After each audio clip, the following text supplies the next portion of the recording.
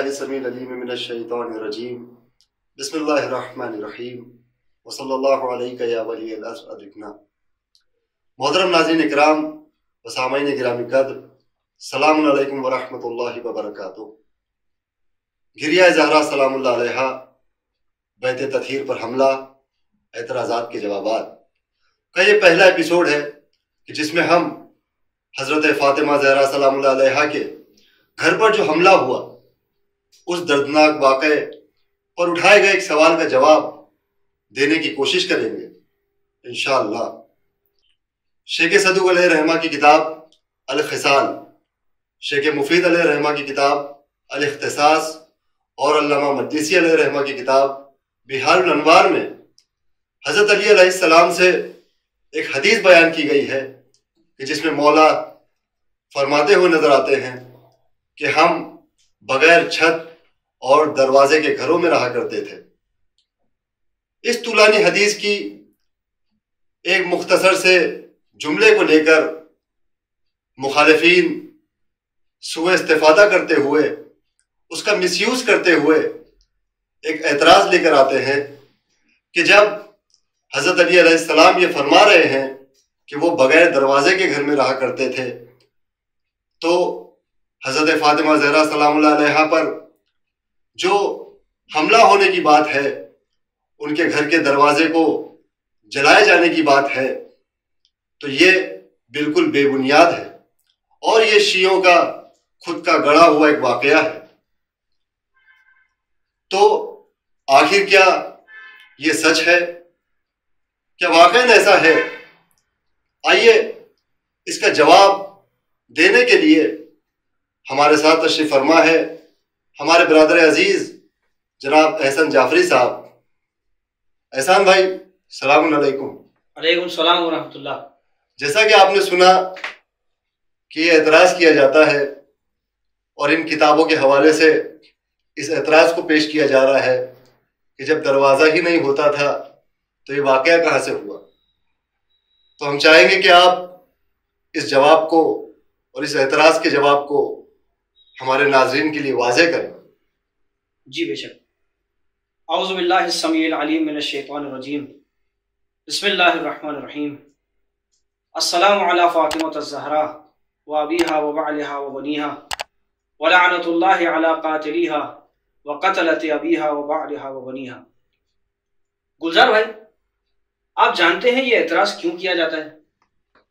وہ اس لیے کہ اگر کسی طرح یہ ثابت کر دیا جائے کہ علی و فاطمہ علیہ السلام کے گھر دروازہ نہیں تھا، تو جب دروازہ نہیں تھا تو حملہ بھی نہیں ہوا، نہ دروازہ تھا نہ حملہ ہوا، نہ جناب زہرا سلام اللہ علیہا کی پسلیاں ٹوٹیں، نہ ان کے شکم مبارک میں حضرت محسن علیہ السلام کی شہادت واقع ہوئی۔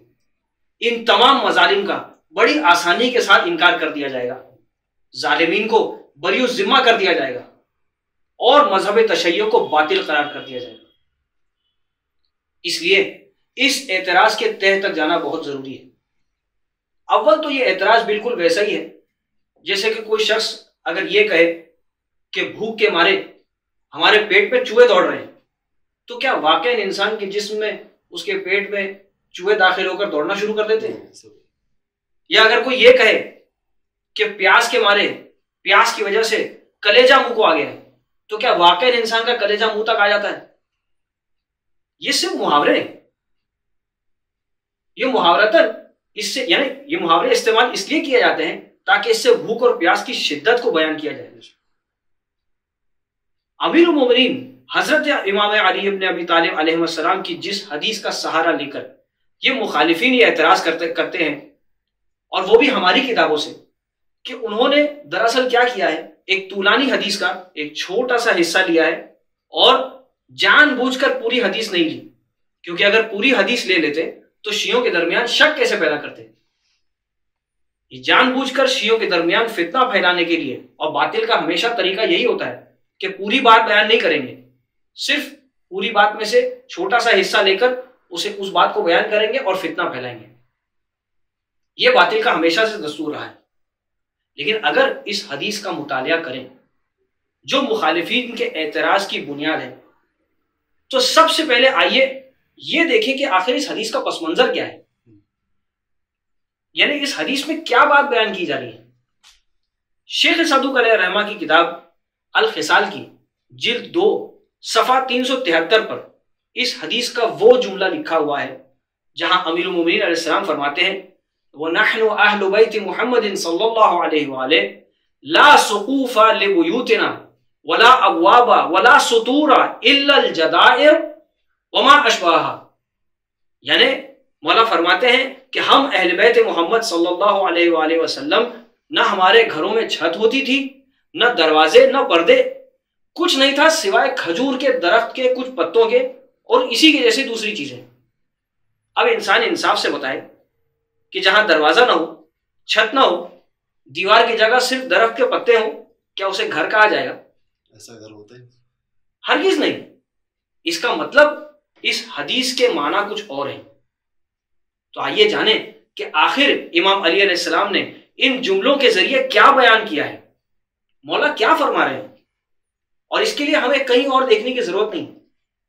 جس حدیث کو مخالفین اس اعتراض کے سہارے، یعنی جس حدیث کے سہارے پر یہ اعتراض لے کر آئے ہیں، اگر اسی حدیث کی طرف ہم رجوع کریں، انہی کتابوں میں صرف اس طرف رجوع کریں، یعنی جو چیپٹر، جو باب اس کتاب میں لکھا گیا ہے جس کے تحت اس حدیث کو لایا گیا ہے، صرف اس چیپٹر کی طرف رجوع کریں تو خود بخود جواب سامنے آ جائے گا۔ شیخ صدوق علیہ الرحمہ اپنی کتاب الخصال میں جس چیپٹر کے تحت اس حدیث کو نقل کرتے ہیں، اس چیپٹر، اس باب کا نام ہے امتحان اللہ عز وجل اوصیاء الانبیاء فی حیات الانبیاء فی 7 مواطن وبعد وفاتہم فی 7 مواطن۔ یعنی چیپٹر کا نام کیا ہے کہ اللہ عز و جل کا امتحان، جو اللہ نے امتحان لیا کس کا؟ انبیاء کے اوصیاء کا، انبیاء کی زندگی میں 7 جگہوں پر اور ان کے بعد 7 جگہوں پر، یعنی انبیاء کے دنیا سے گزر جانے کے بعد میں بھی ان اوصیاء کا امتحان لیا گیا۔ کن 7 جگہوں پر امتحان لیا گیا، یہ اس چیپٹر کا مطلب ہے، اس کا ترجمہ ہے۔ یعنی علی علیہ السلام اس حدیث میں ان امتحانات کا تذکرہ کر رہے ہیں کہ کتنی سختیوں سے اہل بیت علیہ السلام نے کتنی سختیاں برداشت کی، کتنی تکلیفیں، کتنی اذیتیں برداشت کی تبلیغ دین کی راہ میں۔ یہ محاورہ علی علیہ السلام نے استعمال کیا ہے، کیونکہ اس جملے سے پہلے، بالکل پہلے والا جملہ اگر ہم دیکھیں اس حدیث کا، تو اس میں یہ بیان کیا گیا ہے کہ رسول خدا صلی اللہ علیہ وآلہ وسلم ان لوگوں کے لیے، بالخصوص وہ لوگ جو نئے نئے مسلمان بنے تھے، ان کے لیے کتنی الفت اور کتنی رحمت اور کتنی شفقت سے پیش آتے تھے کہ اگر کوئی بھوکا ہے تو اسے کھانا کھلا دیا، پیاسے کو سیراب کر دیا، اگر کسی کے بدن پر لباس نہیں ہے تو اسے لباس عطا کر دیا۔ یہ تمام امتحانات تھے اہل بیت علیہ السلام کے لیے، جن شدید امتحانات سے اہل بیت گزرے، علی علیہ السلام ان امتحانات کے بارے میں بیان کر رہے ہیں، اور اس لیے اس محاورے کا استعمال کیا گیا ہے۔ دروازے اور چھت کی بات جو یہ محاورتاً استعمال کی گئی ہے۔ جی ہاں، بالکل صحیح، یہ محاورہ استعمال ہوا ہے۔ اہل بیت علیہ السلام کے گھروں میں چھتیں نہیں ہوتی تھیں۔ چھت نہ ہونے کا مطلب کیا ہے کہ موسم کی تبدیلیوں کی انہیں کوئی فکر نہیں تھی، وہ تمام تر سختیاں برداشت کرتے تھے۔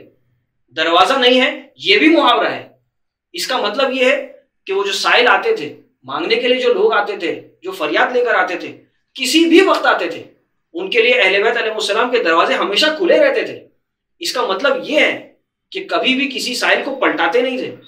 رسول اللہ جب بھی کوئی آیا مانگنے کے لیے، رسول اللہ اسے عطا کرتے تھے۔ اس کا مطلب یہ ہوا، در حقیقت علی علیہ السلام یہ کہہ رہے ہیں کہ ہم اہل بیت علیہ السلام اپنے آرام و آسائش کو ترک کر کے، اس کی پرواہ کیے بغیر دوسرے مسلمانوں کی مدد کیا کرتے تھے۔ یہ اصل مطلب ہے اس محاورے کا اور اس جملے کا جو استعمال کیا گیا ہے۔ اسی طرح اگر ہم شیخ مفید علیہ الرحمہ کی کتاب الاختصاص کی طرف رجوع کریں تو اس کتاب میں جس چیپٹر کے تحت اس حدیث کو لایا گیا ہے، اس چیپٹر کا نام ہے کتاب محنت امیر المومنین علی ابن ابی طالب علیہ السلام۔ انہیں پھر سے انہی سختیوں کا تذکرہ، انہی امتحانات کا تذکرہ، ان شدائد، ان مصیبتوں کا تذکرہ ہے کہ کس طرح اللہ نے علی علیہ السلام کا جو ہے، یعنی علی علیہ السلام کا امتحان لیا، اور پھر جو آخری حوالہ ہے بحار الانوار، علامہ مجلسی علیہ رحمہ اس بحار الانوار میں 38ویں جلد میں جو چیپٹر 62 ہے 62واں باب، اس میں علامہ مجلسی علیہ رحمہ جس چیپٹر یعنی وہ جو چیپٹر ہے جس کے تحت وہ یہ حدیث لے کر آتے ہیں، اس چیپٹر کا نام کیا ہے؟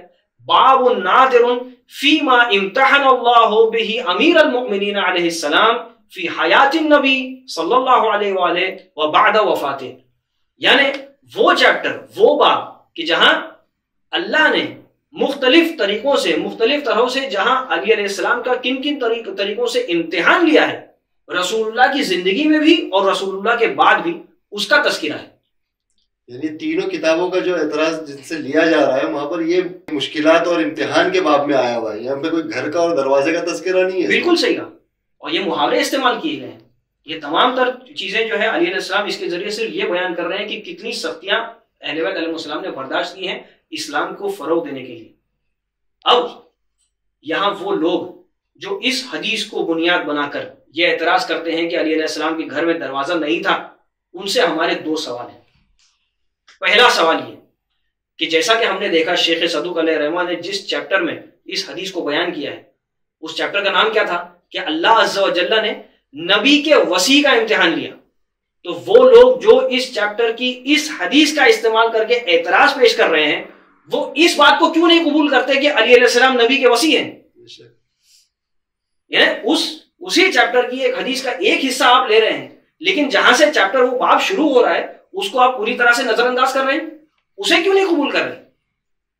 اور نبی کا وصی ہمیشہ بلا فصل ہوتا ہے، نبی کے گزر جانے کے کئی سال بعد وصی نہیں آتا، ہمیشہ بلا فصل خلافت اور بلا فصل وصایت ہوتی ہے۔ تو یہ کیوں نہیں قبول کرتے کہ علی علیہ السلام نبی کے وصی ہیں؟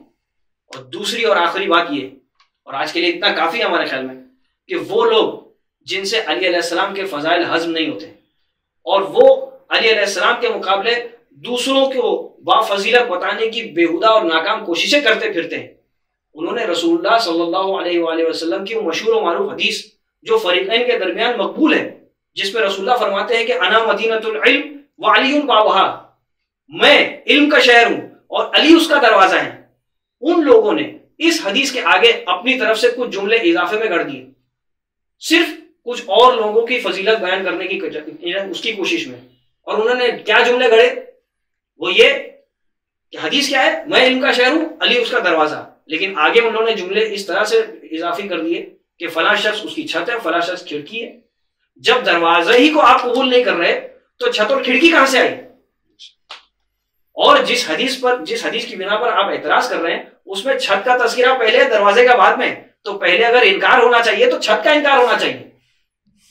تو یہ تمام تر یہ اعتراض بالکل بے بنیاد ہے اور صرف لوگوں کے ذہن میں، بالخصوص شیعوں کے ذہن میں ایک شک پیدا کرنے کی کوشش کی گئی ہے۔ ہمارے خیال میں آج کے لیے اتنا کافی ہے۔ ویسے اس سوال کے اور بھی جوابات ہیں جو انشاءاللہ ہم کوشش کریں گے اگلے ایپیسوڈ میں دیں، کیونکہ اس میں قرآن مجید کی آیات اور مستند روایات کے ذریعے یہ ثابت کرنے کی کوشش کریں گے کہ اس زمانے میں گھروں میں دروازے ہوا کرتے تھے۔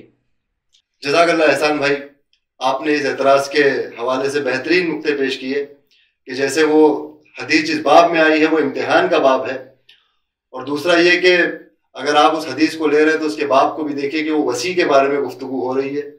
اور ایک یہ بہت اچھا نقطہ تھا کہ جب دروازے کا اور آپ چھت اپنے والوں کو مان رہے ہیں تو اس دروازے کا انکار کیوں ہو رہا ہے؟ یعنی ناظرین اکرام، یہ اعتراضات جو ہے یہ صرف اور صرف نبی کریم صلی اللہ علیہ وآلہ وسلم کی ایک لوتی بیٹی پر جو ظلم ڈھایا گیا اس کو چھپانے کے لیے لایا جاتا ہے۔